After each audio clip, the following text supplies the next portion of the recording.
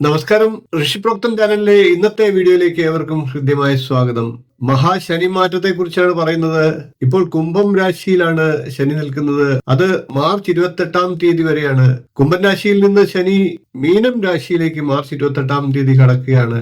ഒരു രാശിയിൽ ഏറെക്കാലം നിൽക്കുന്ന ഒരു ഗ്രഹം ശനിയാണ്. 2.5 വർഷക്കാലമാണ് ഏകദേശം ശനി ഒരു രാശിയിൽ നിൽക്കുക.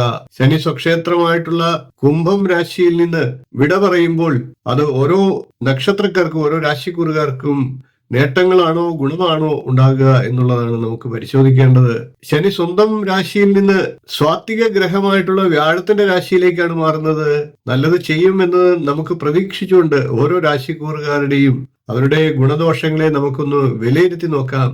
ഓരോ രാശിക്കൂറുകാരും അറിഞ്ഞിരിക്കേണ്ട ശനിമാറ്റത്തിന്റെ ഫലങ്ങളും അവർ ഏതൊക്കെ കാര്യങ്ങളിൽ ജാഗരൂകരായിരിക്കണം എന്നുള്ള കാര്യങ്ങളുമാണ് ഈ വീഡിയോകളിൽ പ്രതിപാദിക്കുന്നത്. ഓരോ രാശിക്കൂറുകാരുടെയും പ്രത്യേകം വീഡിയോ നമുക്ക് പ്രത്യേകം ഫലങ്ങളെ പറഞ്ഞു പോകാം. ശനിയുടെ രാശിപ്പകർച്ച മാത്രം കൊണ്ട് ഒരു വ്യക്തിയുടെ സമ്പൂർണ്ണ ജാതകം അല്ലെങ്കിൽ ഭാവി കാര്യങ്ങൾ വിലയിരുത്തുക അസാധ്യമാണ്. മറ്റു ഗ്രഹങ്ങളുടെ എല്ലാം ചേർത്ത് വേണം അപ്രകാരം വിലയിരുത്താൻ. ഇത് ശനിയുടെ രാശിമാറ്റ ഫലം മാത്രമാണ് എന്നുള്ള അറിവോടുകൂടി ആയിരിക്കണം ഈ വീഡിയോയിലേക്ക് നമുക്ക് കടക്കേണ്ടത്. ഏതായാലും ശനിയുടെ ഈ മഹാരാശിമാറ്റം ഓരോ വ്യക്തികൾക്കും ജീവിതത്തിൽ വലിയ മാറ്റങ്ങൾ ഉണ്ടാക്കുമെന്ന് ഉറപ്പാണ്. അത് എങ്ങനെയൊക്കെയാണ് എന്നുള്ളതാണ് നമുക്ക് അറിയേണ്ടത്. കൂടുതലായിട്ടും നിങ്ങളുടെ ജാതകം പരിശോധിച്ച് വിലയിരുത്തുക. ഇപ്പോൾ നമുക്ക് ചിങ്ങക്കൂറുകാരുടെ മഹാശനിമാറ്റ ഫലം ഒന്ന് പരിശോധിക്കാം. ചിങ്ങക്കൂറുകാരെ സംബന്ധിച്ച് 8ാം ഭാവത്തിലേക്കാണ് ശനി എത്തുന്നത്. കണ്ടകശനി കഴിഞ്ഞിട്ടുള്ള അഷ്ടമശനിയാണ്. അതുമൂലം സ്വജനങ്ങളുടെ വേർപാട്, ദീനസ്വഭാവം എന്നിവയൊക്കെയാണ് ഗ്രന്ഥങ്ങളിൽ പറഞ്ഞിട്ടുള്ള ഫലം. ചിങ്ങക്കൂറിൽ വരുന്നത് മകം, പൂരം, ഉത്രം, കാൽ എന്നീ നക്ഷത്രങ്ങളാണ്.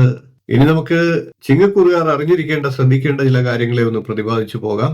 അഷ്ടമശനിയാണ്. ആരോഗ്യകാര്യങ്ങളിൽ ചിങ്ങക്കൂറുകാർ ശ്രദ്ധ പുലർത്തുക. ചെറിയ രോഗലക്ഷണങ്ങൾ പോലും അവഗണിക്കാതിരിക്കുക. യോഗ പോലെയുള്ള കാര്യങ്ങൾ ശീലമാക്കുന്നത് ഗുണപ്രദമാണ്. ചിങ്ങക്കൂറുകാർക്ക് മറ്റു ഗ്രഹങ്ങളുടെയൊക്കെ അനുകൂല സ്ഥിതി മൂലം കാഠിന്യം കുറയുന്നത് തന്നെയാണ്. മാനസിക സംഘർഷങ്ങളെല്ലാം ഒഴിവാക്കാനുള്ള മാർഗങ്ങൾ തിരഞ്ഞെടുക്കുക. മിക്ക കാര്യങ്ങളിലും ശ്രദ്ധ ചെലുത്താനായിട്ട് പറ്റാതെ വന്നേക്കാം. അങ്ങനെയുള്ള കാര്യങ്ങളിലേക്ക് ധ്യാന മാർഗങ്ങളിലൂടെ തരണം ചെയ്യുക. ബുദ്ധി പ്രയോഗിച്ച് സങ്കീർണമായിട്ടുള്ള പ്രശ്നങ്ങളെല്ലാം പരിഹരിക്കുക. അതിന് ചിങ്ങക്കൂറുകാർക്ക് സാധിക്കുന്നതുമാണ്. സാമ്പത്തിക കാര്യങ്ങളിൽ ഒരു കാരണവശാലും അശ്രദ്ധ പാടില്ലാത്ത സമയമാണ്. മറ്റുള്ളവരുമായി സഹകരിച്ച് നേട്ടങ്ങൾ ഉണ്ടാക്കാനുള്ള ശ്രമം നടത്തുക. തൊഴിൽ സ്ഥലത്ത് കിംവദന്തികൾ പ്രചരിപ്പിക്കുന്നവരിൽ നിന്ന് ഒഴിഞ്ഞു മാറുക. വിദ്യാർത്ഥികൾ അവസരങ്ങളൊക്കെ പ്രയോജനപ്പെടുത്തുക. പൊതുവെ ചിങ്ങക്കൂറുകാർ ശ്രദ്ധിക്കേണ്ട കാര്യങ്ങളെ നമുക്ക് എടുത്തൊന്ന് പറയാം. കർമ്മരംഗത്ത് പ്രത്യേകം ശ്രദ്ധിക്കേണ്ടതാണ്. ആരോഗ്യപരമായിട്ട് വൈഷമ്യങ്ങൾ ഒക്കെ നേരിടാം. കൂടാതെ ശത്രുശല്യങ്ങളും വർദ്ധിക്കാം. 2025 മെയ് 15 ശേഷം വ്യാഴം 11ാം ഭാവത്തിലേക്കാണ് എത്തുന്നത്. അതുകൊണ്ട് തന്നെ അഷ്ടമശനിയുടെ ദോഷകാഠിന്യം അതിനുശേഷം നല്ലൊരു ശതമാനവും ഇല്ലാതാകുന്നത് തന്നെയാണ്. അതുകൊണ്ട് തന്നെ ശ്രദ്ധയോടുകൂടി ഈ പറഞ്ഞ കാര്യങ്ങളൊക്കെ ശ്രദ്ധിച്ച് മുന്നോട്ട് പോവുകയാണെങ്കിൽ ചിങ്ങക്കൂറുകാർക്ക് 2025 നേട്ടമുണ്ടാക്കാൻ സാധിക്കും. ഇത്രയും കാര്യങ്ങളാണ് ചിങ്ങക്കൂറുകാരുടെ മഹാശനിമാറ്റവുമായി ബന്ധപ്പെട്ട് പറയാനുള്ളത്. വീഡിയോ ഇഷ്ടപ്പെട്ടുവെങ്കിൽ ഒന്ന് ലൈക്ക് ചെയ്യുക, ഷെയർ ചെയ്യുക, ചാനലൊന്ന് സബ്സ്ക്രൈബ് ചെയ്യുക.